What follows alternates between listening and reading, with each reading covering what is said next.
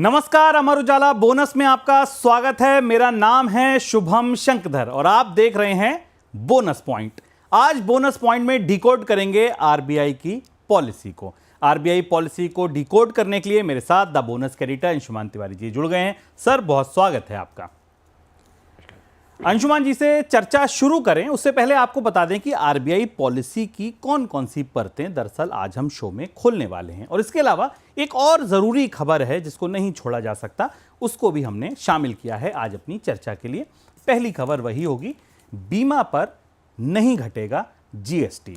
जी हां, बीमा पर जीएसटी घटे ना घटे, घटेगा तो क्या फायदे क्या नुकसान, कौन तैयार कौन नहीं तैयार, इस पर बहुत चर्चा हो रही है।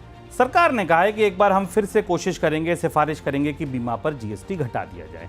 बीमा कंपनियों की नींद खुल गई। क्या कुछ हुआ ये समझेंगे। अगली खबर, बड़ी थीम, वो होगी आरबीआई पॉलिसी डिकोड। पूरी एनालिसिस आरबीआई पॉलिसी की, कौन कौन से हिस्सों की। सबसे पहली, सबसे जरूरी, क्या आगे भी ब्याज दरें घटेंगी? आज तो चौथाई बेसिस पॉइंट की कटौती हो गई, आगे क्या होगा? आरबीआई की जो मुद्रा है वो न्यूट्रल है, आरबीआई का जो स्टांस है वो न्यूट्रल है। अकोमोडेटिव क्यों नहीं हुआ, इस पर चर्चा करेंगे। ब्याज दर घटने का कितना नकारात्मक असर?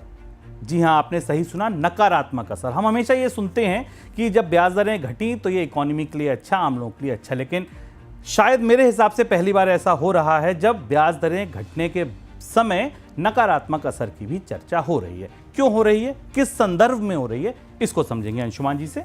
आगे बढ़ेंगे, बैंकों में, शेयर बाजार में इतनी अफरा तफरी क्यों? पॉलिसी के बाद हमने देखा कि बाजार में थोड़ी सी मुनाफा वसूली आई, सेलिंग प्रेशर आया। क्यों आया, कितना आया, ये समझेंगे। ब्याज दरों में कटौती ग्राहकों तक पहुंचेगी? मेरे हिसाब से सारी थीम्स में सबसे जरूरी, सबसे इंपॉर्टेंट थीम। क्यों? क्योंकि ये जो कटौती हमें दिखती है, सुनाई देती है, आरबीआई गवर्नर ने तो कटौती कर दी, लेकिन क्या ये बैंक ग्राहकों तक पहुंचाएंगी? क्या मेरी आपकी ईएमआई कम होगी? क्या रुकावटें हैं, क्या बाधाएं हैं, ये समझेंगे हम अंशुमान जी से। इसके बाद बैंकों की जमा पर इस कटौती का क्या असर होगा? ये बड़ा महत्वपूर्ण मुद्दा है। बैंक को अपनी जमा बढ़ाने के लिए काफी लंबे समय से खींचतान कर रहे हैं, कई तरीके के प्रयास किए गए हैं। क्या इस कटौती का कोई असर होगा, ये समझेंगे। महंगाई पर आगे क्या दिख रहा है? मौजूदा हालात, बीते एक तिमाही में एफएमसीजी कंपनियों के नतीजों की रोशनी में हम ये समझने की कोशिश करेंगे कि आरबीआई ने जो अनुमान लगाया है अपना महंगाई को लेकर, वो कितना तथ्य परक है, उसमें कितने तथ्य हैं, कितना दम है, और वाकई अनुमान कहीं बहुत ज़्यादा उत्साही तो नहीं है, ये समझने की कोशिश करेंगे। इसके बाद ये भी समझने की कोशिश करेंगे कि इस कटौती के सकारात्मक असर कहाँ कहाँ दिखेंगे, किन किन पॉकेट्स में इस कटौती का पॉजिटिव इंपैक्ट दिखेगा। एक बड़ी इंपॉर्टेंट खबर आई, अगर आपने अब तक नहीं सुनी तो इसकी खबर भी सुनिए, चर्चा भी सुनिए कि आरबीआई बॉन्ड अब फॉरवर्ड मार्केट में ट्रेड होना शुरू होंगे। इसका क्या मतलब है? ऐसा अब तक क्या नहीं होता था जो अब होने लगेगा? इस खबर के बाद ये हम समझेंगे। तो आज ये पूरी पॉलिसी डिकोड अंशुमान जी के साथ, मेरे साथ बोनस पॉइंट में। आज की सर बोनस पॉइंट में पॉलिसी का ये पहला बोनस पॉइंट है। एक बड़ा संयोग कह लीजिए, आज आरबीआई गवर्नर की भी पहली पॉलिसी थी। क्या कुछ कहेंगे आप इस पर? और शुभम, हमारे लोगों के पॉलिसी के कवरेज के पिछले एक्सपीरियंस में पहली पॉलिसी थी जिसमें आरबीआई पॉलिसी के नकारात्मक असर की चर्चा ज़्यादा थी, जैसा आपने शुरुआत में संकेत दिया। आमतौर पर ब्याज दरें घटना वित्तीय बाजारों के लिए उत्सव का माहौल होता है, क्योंकि ब्याज दरें कम होना, कर्ज सस्ता होना और उसके साथ तमाम तरीके के और अच्छे शुभ संकेत निकल कर आते हैं। लेकिन अर्थव्यवस्था, भारतीय अर्थव्यवस्था कुछ ऐसी कड़ियल गुत्थी में जाकर फंस गई है जहाँ जब रिजर्व बैंक गवर्नर बहुप्रतीक्षित, लगभग 5 साल 4.5 साल के बाद बहुप्रतीक्षित ब्याज दरों में कटौती की घोषणा कर रहे थे, तो बाजार के सभी प्रमुख संकेतक, स्टॉक मार्केट में चाहे वो बैंक निफ्टी हो या रूपी हो, सब गिरावट की तरफ जा रहे थे। और इसलिए आरबीआई गवर्नर का भाषण काफी असमंजस, किंतु परंतु, अगर मगर चुनौतियों से भरा हुआ था। आमतौर पर रिजर्व बैंक गवर्नर ऐसी चुनौतियां नहीं गिनाते हैं, जिनके बारे में हम आपको बाद में बताएंगे जब हम आरबीआई पॉलिसी को खोलना शुरू करेंगे। तो बिल्कुल, आरबीआई गवर्नर की पहली पॉलिसी बोनस पॉइंट की, और 5 साल बाद कटौती की पहली पॉलिसी। लेकिन उससे पहले जिस खबर का मैंने आपसे जिक्र किया, खबर दरअसल यह है कि बीमा कंपनियां बीमा पर जीएसटी घटाने के पक्ष में नहीं हैं, जबकि सरकार के हलकों से कई कंज्यूमर्स सरकार भी ये कोशिश कर रही है कि बीमा पर जीएसटी कम हो, जिससे कि वो अफोर्डेबल हो सके उपभोक्ताओं के लिए। क्या बाधाएं हैं सर, ये समझने की कोशिश करेंगे। क्या अड़चनें आ रही हैं? 2024 में जो लास्ट दिसंबर में जो बैठक हुई, वहाँ पर भी ये प्रपोजल था कि बीमा पर जीएसटी की दर को कम किया जाए। अभी मौजूदा समय में भारत में 18% जीएसटी लगता है सभी तरीके के बीमा पर। क्या अड़चनें हैं? ये बीमा में कटौती क्यों नहीं हो रही? और अब सरकार ने जो कहा है रीथिंक करेंगे या हम सिफारिश करेंगे, सरकार को खुद ही तो घटानी, फिर सिफारिश किससे? बीमा प्रीमियम पर जीएसटी घटाने का मामला अब उलझ गया और ज़्यादा उलझ गया है और सरकार दरअसल सरकार इस पूरे मामले को दूसरी दिशा में ले जाकर टालने की कोशिश कर रही है। और क्यों टालने की कोशिश कर रही है वो दुविधा हम भीतर जाकर समझते हैं।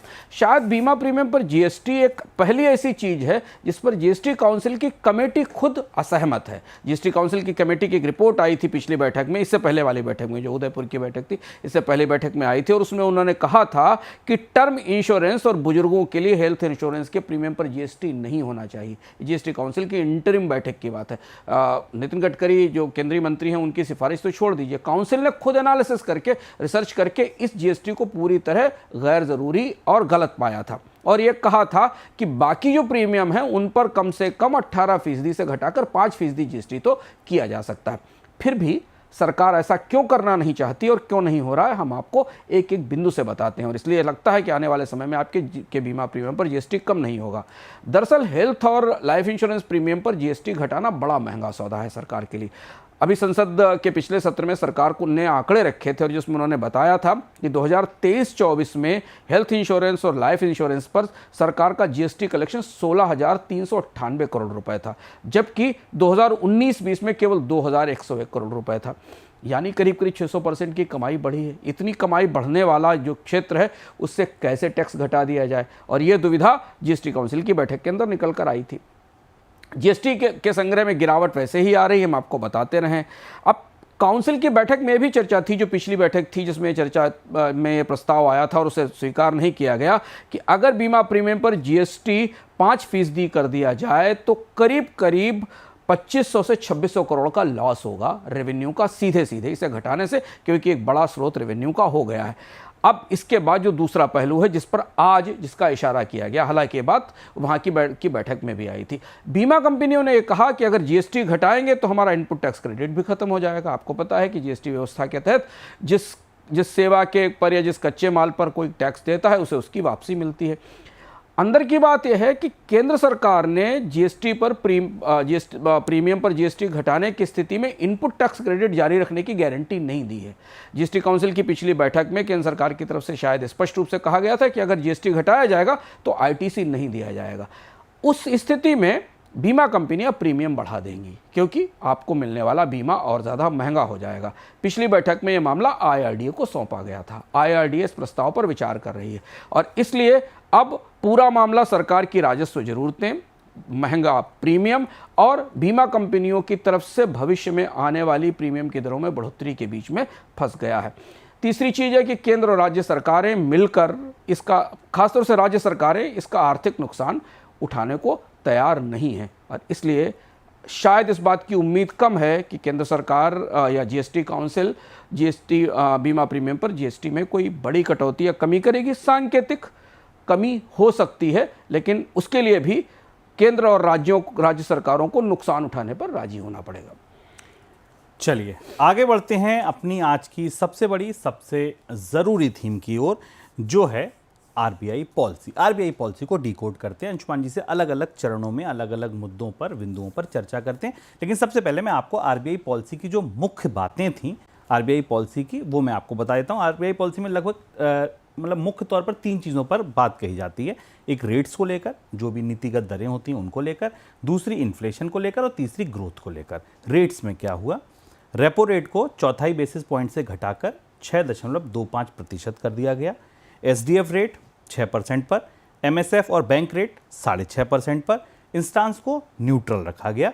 ये एक बड़ी बात है कि ठीक है, अभी तो हमने घटा दिया, आगे घटाएंगे नहीं घटाएंगे देखेंगे, न्यूट्रल है, ना तो हम पॉजिटिव हैं ना नेगेटिव हैं।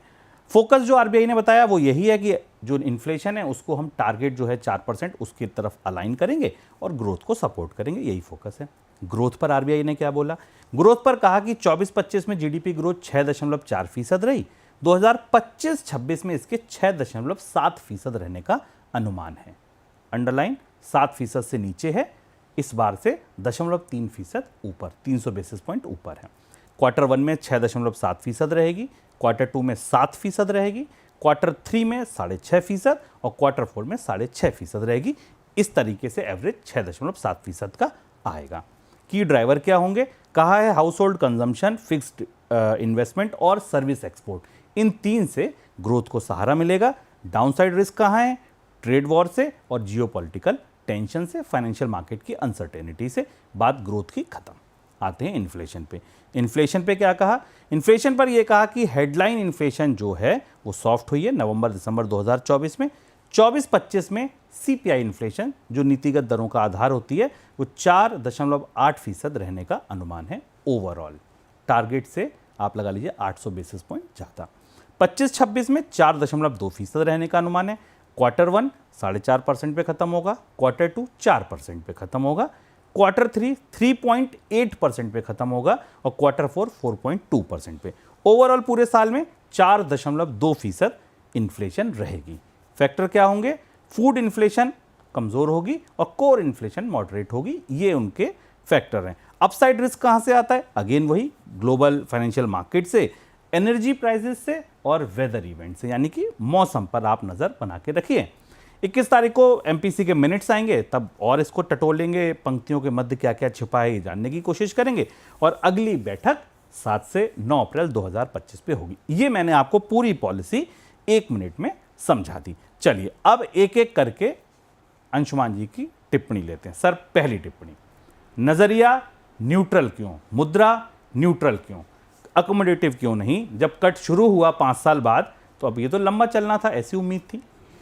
आरबीआई की पॉलिसी सांकेतिक ज़्यादा थी और इस बात की संभावना पहले से लग रही थी कि रिजर्व बैंक 25 बेसिस पॉइंट की कटौती करेगा, क्योंकि सरकार ने बजट में बड़े खर्च में बढ़ोतरी नहीं की है और बाजार के सेंटिमेंट को या अर्थव्यवस्था में चूंकि गिरावट के आंकड़े स्पष्ट रूप से दिख रहे हैं तेज विकास दर में हमने जो आंकड़े देखे आरबीआई की तरफ से आए या जो सरकार केंद्र सरकार की तरफ से दिए गए, वो दोनों आंकड़े 4 साल की न्यूनतम विकास दर बता रहे हैं। ऐसी स्थिति में केंद्रीय बैंक की जिम्मेदारी बनती है कि वो विकास को, आर्थिक विकास को मदद देने के लिए कर्ज की लागत कम करे। ये बात कहीं ना कहीं इशारों में आर्थिक सर्वेक्षण ने भी कही थी। तो केंद्र सरकार ने जो काम अधूरा छोड़ दिया था वो काम रिजर्व बैंक को दिया गया, पर रिजर्व बैंक ये करते हुए बेहद हिचका हुआ है। अगर आप आरबीआई गवर्नर संजय मल्होत्रा के पूरे भाषण को सुने, जिसे हमने ध्यान से सुना, तो उसमें उनमें ये इस कदम पर आगे बढ़ने का कोई कॉन्फिडेंस नहीं दिख रहा था। उनके भाषण में बहुत सारे किंतु परंतु, अगर मगर, ऐसा होगा तो ऐसा होगा, ऐसा होगा तो ऐसा होगा, ऐसा लग रहा था कि किस्म की सांकेतिक कटौती वो करने जा रहे हैं जिसका अर्थव्यवस्था पर किसी बड़े असर के संकेत नहीं है। क्योंकि अगर ये कटौती आगे भी जारी रहती तो शायद आर्थिक विकास दर के आकलन में हमें थोड़ा उत्साहवर्धक तस्वीर दिखाई देती। और इसलिए जब आप किसी भी देश की आर्थिक मौद्रिक समीक्षा को सुनते हैं तो उसमें महत्वपूर्ण ये नहीं होता केवल कि उस मौद्रिक समीक्षा में ब्याज दर में कितनी कमी की गई, बल्कि भविष्य में क्या होने वाला है इसके बारे में वो बैंक में उस देश का केंद्रीय बैंक क्या कहता है, जिसे कि मॉनेटरी भाषा में इसमें हम स्टैंस कहते हैं कि उनका स्टांस क्या होता है। और जहां सरप्राइज आया इस पूरी पॉलिसी का वो ये था कि आरबीआई गवर्नर ने ब्याज दरों में कटौती के बाद अपने स्टैंस को न्यूट्रल रखा, यानी भविष्य की दिशा ब्याज दरें घटने की तरफ नहीं जाती। और इसकी कई महत्वपूर्ण वजह हैं जो हमने शुरुआत में चर्चा में आपको बताया था कि ये रेट कट उत्साह से ज़्यादा चुनौतियों और आशंकाओं के बीच लिया जा रहा है। और ये पहला ऐसा रेट कट है जिसको लेकर बाजार में चर्चाएं पॉजिटिव साइड से ज़्यादा इससे आने वाली चुनौतियों को लेकर हैं। और शायद इसी का असर था कि आरबीआई गवर्नर ने संकेतों में 25 बेसिस पॉइंट की कटौती कर दी। ये पास ऑन कैसे होगी, ट्रांसमिशन कैसे होगा, इसका पता नहीं, लेकिन इसके बाद उनको लगता है कि भी महंगाई की वास्तविकताएं, रुपए की वास्तविकताएं, विदेशी और घरेलू मोर्चे पर जो जिस तरीके की बाधाएं हैं उसे देखते हुए आगे शायद ब्याज दरों में कमी की प्रक्रिया इतनी तेजी से नहीं बढ़ पाएगी। सर, दूसरा सवाल मेरा यही था जहां से आपने अपनी बात आरबीआई पॉलिसी पर शुरू की थी कि इस बार जब ब्याज दरें कटी तो उत्साह से ज़्यादा चिंताएं थीं, नकारात्मक असर की चर्चा ज़्यादा थी। ऐसा क्यों? तीन मोर्चे थे जिन पर हम अलग अलग चर्चा करेंगे। जब सुबह पॉलिसी आ रही थी तो आप शेयर बाजार में बैंकिंग स्टॉक्स में तेज गिरावट देख रहे थे, बैंक निफ्टी में गिरावट देख रहे थे, रुपए में भी गिरावट आई, हालांकि रुपया बाद में थोड़ा रिकवर किया, लेकिन रुपया जो आज आखिरी दिन है कारोबार का, रुपए में इस पूरे हफ्ते सबसे तेज गिरावट रही है। और तीसरा मोर्चा जो है वो महंगाई का था। सबसे पहले महंगाई को समझते हैं। हालांकि मौद्रिक पॉलिसी का आधार या बुनियाद महंगाई के आकलन ही होते हैं और आरबीआई अपने महंगाई के आकलनों में हमेशा पिछड़ता रहा है। आरबीआई का जो टारगेटेड रेट है वो 4% है, लेकिन जो अभी भी आकलन आए जो इसमें भी दिए गए वो भी आरबीआई का जो टारगेट रेट है उससे ऊपर थे। यहाँ दो तरीके की चुनौतियां महंगाई को लेकर दिख रही हैं। महंगाई के एक हिस्से पर इस कार्यक्रम के अंत में भी हम बात करेंगे, जहां हम ये बताएंगे कि आरबीआई के लिए एक और चुनौती कहीं दूसरी जगह तैयार हो रही है। इस समय तात्कालिक तौर पर अगर हम आंकड़ों को करीब से देखें तो रुपए की कमजोरी और उसके साथ आने वाली इंपोर्टेड इन्फ्लेशन रिजर्व बैंक की सबसे बड़ी चुनौती है। ऐसी स्थिति में जबकि खाद्य महंगाई 6-6.5% से ऊपर बनी हुई है खासतौर से वेजिटेबल्स की महंगाई 26-27% के पास है, पल्सेस की इन्फ्लेशन 7 से 8% के आसपास है। यहाँ ये रिस्क था आरबीआई के सामने कि अगर ब्याज दरों में वो कोई और कटौती करता या भविष्य में और कटौती के संकेत देता तो इन्फ्लेशन में बढ़ोतरी हो सकती है। दो पिछले डेटा पॉइंट आप समझने की कोशिश करें। 2016 में जब रेट कट हुआ था उसके बाद इन्फ्लेशन करीब 2017 में 5.8% पर पहुंच गई थी और 2020 में कटौती के बाद रुपया 4.5% टूटा था, जिसका असर हमें महंगाई पर, इंपोर्टेड इन्फ्लेशन पर दिखाई दिया था। बैंकों पर हम आगे आएंगे तब हम इस पर चर्चा करेंगे। पैंडेमिक के दौरान जब रेट कट हुआ था, जब कोविड आया था, उस दौरान भी अगले ही साल महंगाई की दर 4.5% के आसपास पहुंच गई थी। तो महंगाई के मोर्चे पर रिजर्व बैंक बहुत सहज नहीं है, बहुत सारे किंतु परंतु के साथ अपनी बात कह रहा है और रुपए की कमजोरी इसमें महंगाई लाने में सबसे बड़ा कंट्रीब्यूशन करने वाली है और इसलिए ये मोर्चा आने वाले समय में रिजर्व बैंक के लिए नई बाधा बनेगा। तीसरा सवाल सर मेरा शेयर बाजार और बैंकिंग शेयरों के नज़रिए से है। आज पॉलिसी आई, कट आया, एक्सपेक्टेड था, एक्सपेक्टेड लाइंस पर था, डिस्काउंट हो चुकी होगी खबर, ये भी हम मान सकते हैं, कोई सरप्राइज नहीं था, इसलिए कोई बहुत बड़ा मूवमेंट नहीं था। बट सकारात्मक था कि ठीक है, अगर कट आया है, बाजार में ग्रोथ को सहारा देने के लिए बात कही गई है, उसके बाद भी शेयर बाजार में, बैंक निफ्टी में तेज तो नहीं लेकिन हाँ गिरावट देखने को मिली। हालांकि बाद में बाजार रिकवर हुए, लेकिन इस अफरा तफरी, बैंकों में इतनी अफरा तफरी की वजह? बाजार को दो चीज़ों ने प्रभावित किया, एक बैंकों पर इसके नतीजे और दूसरे रुपए को लेकर। रुपए में जैसे ही आरबीआई की पॉलिसी आई और उसके बाद हमने रुपए में तेज गिरावट देखी। कल हमने बोनस पॉइंट में विस्तार से इस पर बताया था कि रिजर्व बैंक की सबसे बड़ी दुविधा गिरता हुआ रुपया है। हालांकि इस फैसले के जरिए रिजर्व बैंक ने यह हिचक तो तोड़ दी कि उसने मॉनेटरी पॉलिसी को पूरी तरह रुपए से जोड़ रखा था और इसलिए आज आरबीआई गवर्नर ने कहा भी कि रुपए को अपने तरह से चलने दिया जाएगा, हम कोई रेट टारगेट नहीं कर रहे हैं, हम रुपया गिर रहा है, डॉलर मजबूत है, इसकी चिंता है हमें और हमारे पास जो भी उपलब्ध हैं अवसर उनके जरिए हम उसको संभालने की कोशिश करेंगे। रुपए की गिरावट में के बाद अब इस पॉलिसी का जो आने वाले समय में असर है वो थोड़ा नकारात्मक हो सकता है। आपको पता है कि विदेशी निवेशक अक्टूबर के बाद से बाजार से करीब 1.74 लाख करोड़ रुपए निकाल ले गए हैं। डॉलर इंडेक्स लगातार ऊंचाई पर है। भारत में निवेश पर फिक्स्ड इनकम, फिक्स्ड एसेट्स में, बॉन्ड्स में निवेश पर मिलने वाले रिटर्न और अमेरिका में रिटर्न के बीच का अंतर बढ़ रहा है और पहली बार ऐसा हो रहा है जब मौद्रिक पॉलिसी के बाद विदेशी निवेशकों के उत्साह को लेकर और ज़्यादा सवाल उठाए जा रहे हैं। तो ये पहली चीज़ थी जिसे लेकर बाजार में आज हमें नरमी दिखाई दी, बाजार में हमें गिरावट दिखाई दी। और दूसरा पहलू है बैंकों का, जिसे हम अपने डेटा पॉइंट के जरिए समझते हैं। बैंकों के लिए ये पॉलिसी एक एक्सपेक्टेड तो थी, पर शेयर बाजार में बैंक के स्टॉक्स जैसे गिरे और बैंक निफ्टी में जैसी गिरावट आई वो खासी चौंकाने वाली थी और इसकी सबसे बड़ी वजह यह है कि बैंकों के जो नेट इंटरेस्ट मार्जिन है उन पर इसका सीधा असर पड़ने वाला है। करीब 10 से 15 बेसिस पॉइंट की कमी बैंकों के नेट इंटरेस्ट मार्जिन पर होगी। बड़े प्राइवेट बैंकों पर इसका ज़्यादा गहरा असर होगा क्योंकि उनके 60% लोन रेपो रेट से जुड़े हुए हैं और पब्लिक सेक्टर बैंक्स के करीब 28% लोन रेपो रेट से जुड़े हुए हैं। बैंक अब इस दुविधा में है कि उन्होंने कोविड के बाद महंगे ब्याज दर के ऊपर उन्होंने डिपॉजिट जुटाए हैं, बाजार से बॉन्ड जारी किए हैं जिनसे महंगे ब्याज दर पर उन्होंने कर्ज लिया है। ऐसी स्थिति में जब ब्याज दर में कमी होती है तो उनके इंटरेस्ट मार्जिन पर असर पड़ता है। बैंकों की बैलेंस शीट लड़खड़ाई हुई है। और यहीं से अगला सवाल जिस पे शुभम जाएंगे वो ट्रांसमिशन का होगा, क्योंकि वो वहीं पर ये सबसे बड़ी बाधा है। इसीलिए आपने देखा कि कल एक बड़े बैंक का, सरकारी बैंक का नतीजा आया SBI का, लेकिन उसके बाद भी बाजार में उसे ऐसा प्रोत्साहन नहीं मिला। इससे पहले का पहले भी ऐसा हुआ है लगातार। जब जब बैंकों के डेटा पॉइंट में हम देखेंगे कि जब भी RBI ने ब्याज दरों में कमी की है, बैंकों के नेट इंटरेस्ट मार्जिन पर गहरा असर पड़ा है और बैंकों के मुनाफे में पर इसका असर हमें दिखाई दिया है। ये बात हमें बैंकों के पिछले नतीजों में दिखाई देती है और लगभग वैसी ही परिस्थिति इस समय में दिखाई दे रही है और इसका असर हमें आने वाले समय में बैंकों के मुनाफों पर दिखाई देगा। अगला सवाल सर मेरा जो है वो है, दरअसल ये जो रेट कट आया 4 बेसिस पॉइंट का, वो क्या पास ऑन होगा? क्योंकि अब जो कैलकुलेशन शुरू होती हैं, जिस तरीके की खबरें अचानक आने लगती हैं, वो इस तरीके की, जिससे उत्साह बनता है दरअसल, वो इस तरीके की आने लगती है कि अगर 4 बेसिस पॉइंट में रेपो रेट में कटौती हुई है, तो अगर 4 बेसिस पॉइंट आपकी रेपो रेट में कम हो गई तो आपकी EMI पर इतने रुपए का असर पड़ जाएगा। खबरें पढ़ ली, लेकिन क्या वाकई ये महसूस होगा, ये हमारी वॉलेट्स में ये इसका असर दिखेगा? शुभम, ये सबसे बड़ा सवाल भी है इस समय। और अगर आप गौर से देखें तो क्या बैंकों को क्रेडिट ऑफटेक चाहिए? क्रेडिट ऑफटेक की तो ग्रोथ रेट 14-14.5% के पास बनी हुई है, बल्कि पिछले साल 2 साल में जब सबसे ऊंची ब्याज दर थी तब भी बैंकों के कर्ज लगातार बढ़ रहे थे। रिजर्व बैंक को उन कर्ज को रोकने के लिए बैंकों को कहना पड़ा।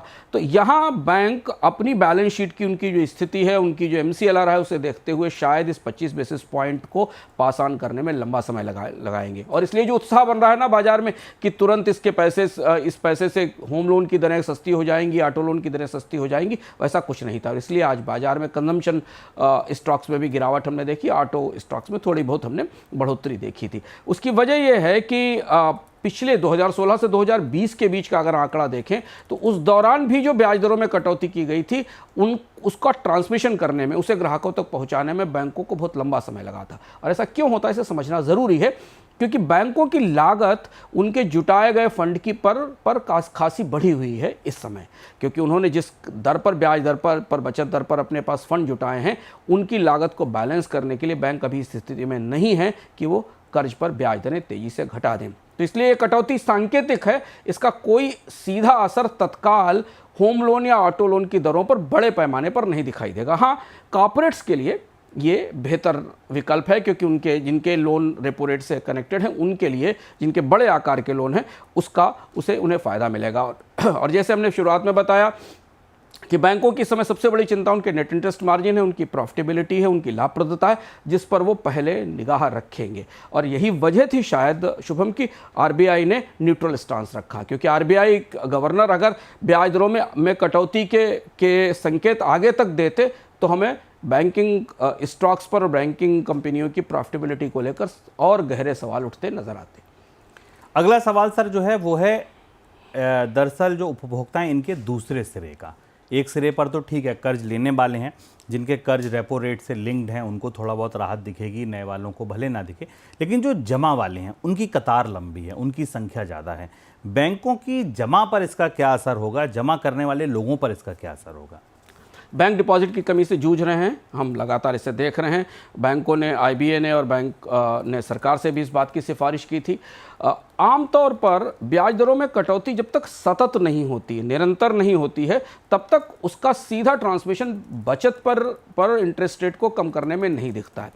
और चूंकि रिजर्व बैंक ने वन टाइम कटौती की है, स्टांस न्यूट्रल रखा, जो हमने शुरुआत से कहा कि जो सबसे बड़ी एंकर चीज़ है, तो इसलिए बैंक अभी तत्काल ये जोखिम नहीं उठाएंगे कि वो डिपॉजिट्स पर ब्याज दरों में कमी करें। आमतौर पर वैसे भी जब लंबे समय तक 3, 4, 5 किश्तों में ब्याज दरों में कटौती हो जाती है 25-25 बेसिस पॉइंट की, तब उसके 8 से 10 महीनों के बाद इसका असर हमें डिपॉजिट्स पर ब्याज दरों में दिखाई देता है। बैंकों को अच्छी तरह से पता है कि डिपॉजिट्स अभी भी रिवाइव नहीं हुए, क्रेडिट डिपॉजिट रेशियो अभी भी फंसे हुए हैं।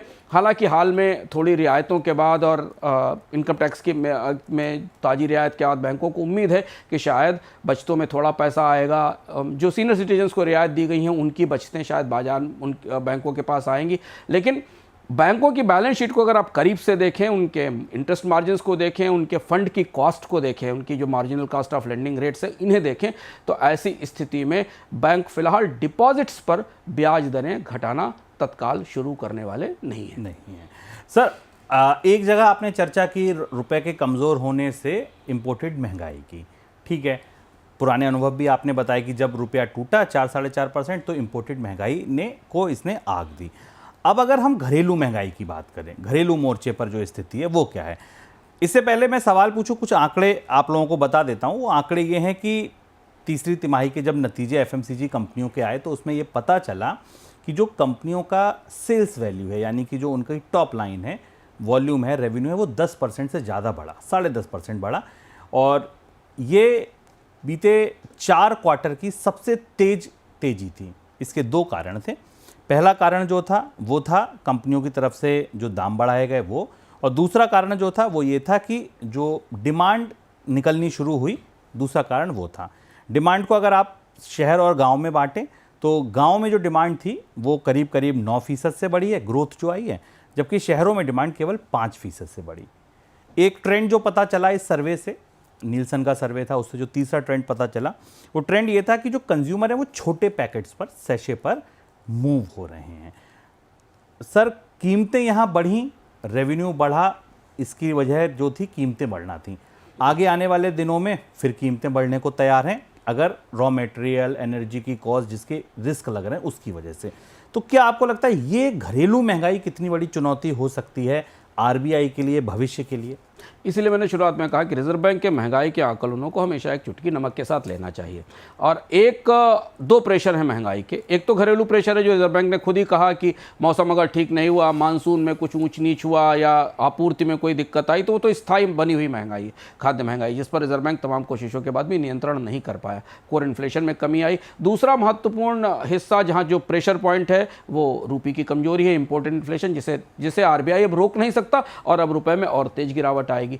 इस आंकड़े को जो आज हमें मिला, जो आया अलग अलग जगह से, वो आंकड़ा मैन्युफैक्चर्ड सेक्टर से आने वाली महंगाई की तरफ इशारा करता है। पिछले 1 साल में, 1.5 साल में हमने देखा है कि भारत में आमतौर पर डिफरेंट कैटेगरीज में डेटा पॉइंट के जरिए हम समझेंगे इसे, डिफरेंट कैटेगरीज में उत्पादों की, मैन्युफैक्चर्ड उत्पादों की कीमतें 5 से 20% तक बढ़ी हैं। आप सोप्स आपके सामने हैं, 10% कीमतें बढ़ी, कॉफ़ी 8 से 13% महंगी हुई, खाद्य तेल 20% तक महंगे हुए, स्नैक्स 3 से 17% तक महंगे हुए।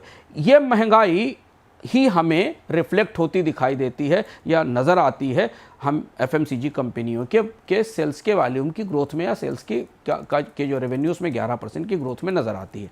इसको अगर इसके पीछे जाकर आप देखें तो जो वैल्यू ग्रोथ है रेवेन्यू की वो करीब करीब 10 से 11% के आसपास रही है।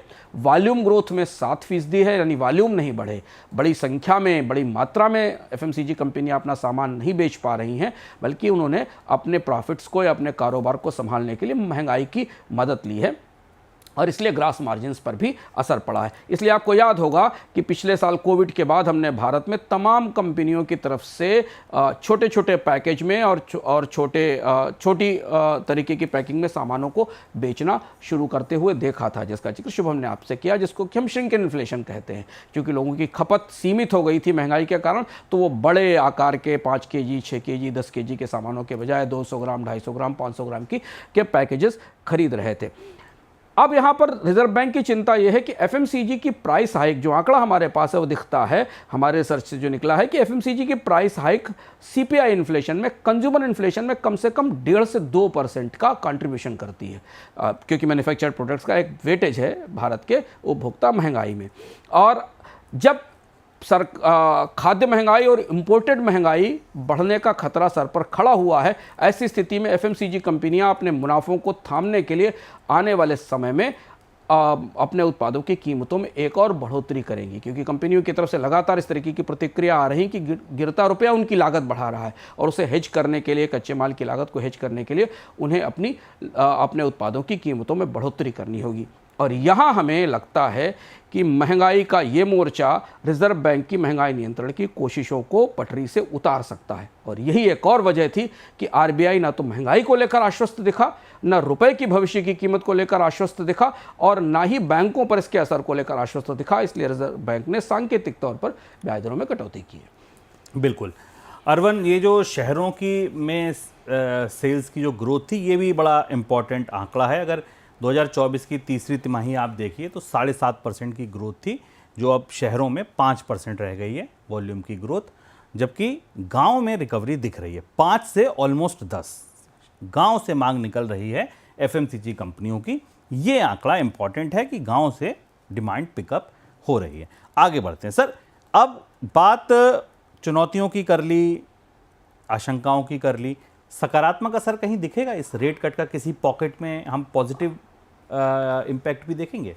तात्कालिक तौर पर शुभम, इस पॉलिसी को हम अगर समझ पा रहे हैं तो तुरंत इसका फ़ायदा सिर्फ सरकार को मिलेगा, क्योंकि सरकार के कर्ज कार्यक्रम की लागत घट जाएगी। सरकार ने के कर्ज कार्यक्रम को लेकर और भी घोषणाएं की गई जिन पर हम आगे चर्चा करेंगे, लेकिन तुरंत सरकार की जो बोरोइंग कॉस्ट है, जो इंटरेस्ट कॉस्ट है, उसमें कमी आएगी। तो एक तरह से सरकार को मदद देने के लिए 25 बेसिस पॉइंट की कमी की गई है। बाकी हमें ब्रॉडर मार्केट में जैसा बाजार ने आज संकेत दिया, जैसे आंकड़े हमें दिखाई दे रहे हैं, ऐसे उसका कोई बड़ा फायदा सीधे सेक्टर्स को नहीं मिलेगा, क्योंकि सब कुछ इस बात पर निर्भर करता है कि बैंक से 25 बेसिस पॉइंट की कटौती आप तक पहुंचाएंगे कि नहीं पहुंचाएंगे, और वो ऐसी स्थिति में बिल्कुल नहीं दिखते, बल्कि उन्होंने इस कटौती से बचने के लिए अपने MCLRs को पहले ही इस लेवल तक पहुंचा दिया था जहां वो इस शॉक को या इस झटके को झेल सके। एक खबर सर और थी आज आरबीआई पॉलिसी में, अगर आप डिटेल में देखें तो एक खबर ये थी कि फॉरवर्ड कॉन्ट्रैक्ट को लाया जाएगा गवर्नमेंट सिक्योरिटीज़ में। क्या मतलब है सर इस खबर की? अब तक क्या नहीं होता था जो अब होने लगेगा, और इसका असर क्या होगा? ये बड़ी खबर थी, और रेगुलेटरी साइड से ये बड़ा मूव है। भारतीय बाजार में अब पहली बार सरकारी बॉन्ड्स के इंटरेस्ट रेट के स्वैप ट्रेड होंगे, उनके फॉरवर्ड ट्रेड होंगे। अब उन सब का जिक्र आरबीआई गवर्नर ने अपने भाषण में कहा है कि अब सरकारी बॉन्ड्स का एक फॉरवर्ड मार्केट तैयार होगा, और ऐसा करना इसलिए जरूरी था ना शुभम, क्योंकि विदेशी निवेशकों के लिए आप सरकारी प्रतिभूतियों में निवेश को खोल चुके हैं। पिछले बार भारत के बॉन्ड अंतर्राष्ट्रीय बाजार में पहुंच चुके हैं, लिस्ट हो रहे हैं। ऐसी परिस्थिति में भारतीय बाजार में सरकारी बॉन्ड्स की ट्रेडिंग की इजाज़त देना ज़रूरी था, और खासतौर से फॉरवर्ड ट्रेडिंग की इजाज़त देना ज़रूरी था। इससे दो चीज़ें होंगी, एक तो ब्याज दरें जो बाजार में ऊपर नीचे होती हैं, खासतौर से मनी मार्केट में जो ब्याज दरें, उनको स्थिर करने में मदद मिलेगी। दूसरा, बॉन्ड मार्केट डीप होगा, गहरा होगा। इंश्योरेंस कंपनीज और म्यूचुअल फंड जिनके पास ठीक ठाक कैश फ्लो होता है, वो इस बाजार में ट्रेड कर सकेंगे। इसके नियम सरकार अलग से जारी करेगी, लेकिन ये भारत के बॉन्ड बाजार की दृष्टि से एक महत्वपूर्ण फैसला है। मैं इसको देख रहा हूं कि आरबीआई गवर्नर ने कहा है कि इंटरेस्ट रेट स्वैप्स के अलावा interest rate options, interest rate futures, interest rate swap options, forward rate agreements भी मार्केट में ट्रेड होंगे। तो भारतीय बाजार में सरकारी बॉन्डों के ब्याज के डेरिवेटिव्स पर ट्रेडिंग शुरू होने वाली है। इस पर हमारी निगाह रहेगी, जब विस्तृत नियम आएंगे तो हम आपको बताएंगे, पर यह बड़ा फैसला है भारत के डेट मार्केट को में बदलाव की दृष्टि से। दो और मुद्दे हैं जो फाइनेंशियल मार्केट से रेगुलेटरी डिसीजंस हैं, उन पर भी आपको बता दें। सेबी रजिस्टर्ड जो नॉन बैंक ब्रोकर हैं, उनको भी अब सरकारी बॉन्ड के इलेक्ट्रॉनिक जो ट्रेडिंग सिस्टम है उसमें एक्सेस मिलेगा। और दूसरा, ट्रेडिंग एंड सेटलमेंट टाइमिंग जो एक्सचेंजेस की है, इस पर आरबीआई रिव्यू कर रहा है, वर्किंग ग्रुप इसको रिव्यू कर रहा है। 30 अप्रैल तक इसकी रिपोर्ट आने की संभावना है। ये दो खबरें और थी सर। एक और खबर जो थी वो साइबर सिक्योरिटी से जुड़ी थी। बैंक.in और fin.in ये डोमेन फाइनेंशियल सेक्टर्स के लिए लाए जा रहे हैं साइबर सिक्योरिटी के नज़रिए से, फ्रॉड को बचाने के लिए। कितना अहम कदम है ये? इसकी की मांग काफ़ी लंबे समय से की जा रही थी, क्योंकि अभी बैंक्स जिन डोमेन्स पर काम कर रहे हैं वो कॉम या इनके हैं, और उनका मैनेजमेंट अंतर्राष्ट्रीय स्तर पर होता है। आरबीआई लंबे समय से अपने साइबर सिक्योरिटी आर्किटेक्चर के बदलाव में इस पर विचार कर रहा था, और ये फैसला आने वाले समय में भारत के साइबर सिक्योरिटी स्ट्रक्चर को थोड़ा सुरक्षित करने में मदद करेगा, क्योंकि बैंक और वित्तीय कंपनियां अब इन्हीं के जरिए, इन्हीं डोमेन के साथ अपना कारोबार करेंगी, और इन्हीं के जरिए अपने ग्राहकों से जुड़ेंगी, और इनके आसपास एक फायरवॉल क्रिएट की जाएगी। खास तौर पर इसकी ज़रूरत सबसे ज़्यादा महसूस की जा रही थी डिजिटल पेमेंट के क्षेत्र में, क्योंकि डिजिटल पेमेंट्स को लेकर, यूपीआई को लेकर या ऑनलाइन ट्रांजैक्शंस को लेकर जो फ्रॉड हो रहे थे, उनमें सबसे बड़ा जो छेद था, जो सबसे बड़ी दरार थी, वो डोमेन्स को लेकर थी, क्योंकि उन डोमेन्स को सुरक्षित करना मुश्किल हो रहा था। तो अप्रैल 2025 के बाद क्या होगा, आपको इसका असर कैसे महसूस होगा? अभी अगर आप एसबीआई के ग्राहक हैं, भारत का सबसे बड़ा बैंक है, तो एसबीआई का जो वेबसाइट का डोमेन है वो क्या है? onlinesbi.sbi। अब ऐसा नहीं होगा, बैंक.in सब बैंकों के आगे लग जाएगा। तो SBI बैंक.in, कैनरा बैंक.in, हर बैंक का जो एक्सटेंशन होगा वो बैंक.in हो जाएगा। और जो दूसरा है fin.in, वो किसके लिए लाया जा रहा है, या viz.in, वो लाया जा रहा है नॉन बैंकिंग संगठन या नॉन जो दूसरे NBFCs हो गए, फिनटेक, अगर वो कोई वेबसाइट्स बनाती हैं तो उनका एक्सटेंशन यही होना चाहिए। इससे क्या होगा कि सरकार अपने इकोसिस्टम तैयार कर पाएगी, अपने डोमेन्स को अपने सर्वर में रख पाएगी। इस तरीके से ये प्रयास किया जा रहा है। ये थी आज की पूरी पॉलिसी। एक सर और है, चलते चलते उस पर भी मैं आपकी एक टिप्पणी चाहूँगा। एक डिसीजन ये भी लिया गया है कि additional factor of authentication international card transaction पर दिया गया है कि अगर कोई भारतीय बैंक का कार्ड इंटरनेशनल ट्रांजैक्शन, तो उसको अब OTP बेस्ड करना ज़रूरी है। अब तक इंटरनेशनल अगर आप अपने कार्ड से ट्रांजैक्शन करते थे तो OTP आता नहीं था, डायरेक्ट हो जाता था क्रेडिट कार्ड से पेमेंट। कितना महत्वपूर्ण फैसला ये इंटरनेशनल ट्रांजैक्शन को लेकर है सर? जो लोग विदेश यात्रा करते हैं उनके लिए सुविधा है, क्योंकि उनके कार्ड चोरी हो जाते हैं और विदेश में मगिंग की और कार्ड खोने की के खतरे ज़्यादा हैं। ऐसी स्थिति में अब अगर उनके कार्ड का कोई मिसयूज़ करता है तो एक सेकंड लेवल का ऑथेंटिकेशन और आएगा। इसकी ये विदेश में खासतौर से ट्रांजेक्शन्स को सिक्योर करने के लिए ज़रूरी था। चलिए, तो इस पर एक ड्राफ्ट सर्कुलर आएगा जल्दी और स्टेक होल्डर से फीडबैक मांगे जाएंगे। हम लोग भी फीडबैक देंगे, सरकार अगर मांगेगी तो। चलिए, आज के बोनस पॉइंट में फिलहाल इतना ही, लेकिन चलते चलते एक बहुत ज़रूरी खबर और बहुत ज़रूरी खबर ये है कि सोमवार से आप सुबह 8:45 बजे जग जाइएगा और बोनस पॉइंट देखिएगा। 8:45 बजे से सोमवार से शुक्रवार तक लगातार बाजार के एक बड़े जानकार हमारे साथ जुड़ा करेंगे, राजेश बंसल। चूक ना जाना में राजेश बंसल जी का अनुभव आपको केवल द बोनस के साथ ही मिल पाएगा और आपको ये कहीं नहीं दिखेंगे। ये क्या करेंगे, ये आपको निफ्टी से पहले निफ्टी की चाल बता देंगे। 9:15 बजे निफ्टी कहाँ खुलेगा, किन लेवल्स पर ट्रेड कर सकता है, कैसे आपको सौदे बनाने चाहिए, क्या आपके टारगेट स्टॉप लॉस होने चाहिए, क्या आपका बाइंग जोन होना चाहिए, क्या सेलिंग जोन होना चाहिए। 15 मिनट की ये क्लास होगी राजेश बंसल की, जिसमें आपको सब कुछ पता चल जाएगा दरअसल निफ्टी के बारे में, इंडेक्स के बारे में। सेक्टर स्टॉक पर चर्चा नहीं करते हैं राजेश जी, वो नहीं करेंगे, लेकिन बाजार की नब्ज पकड़े रहते हैं हमेशा। तो बाजार की नब्ज पकड़कर आपको बाजार का हाल बता देंगे। चूक ना जाना 8:45 बजे द बोनस पर। अब तक सब्सक्राइब नहीं किया तो कर लीजिए। अगली मुलाकात आपसे होगी सोमवार को अंशुमान जी के साथ। फिलहाल दीजिए इजाजत, नमस्कार।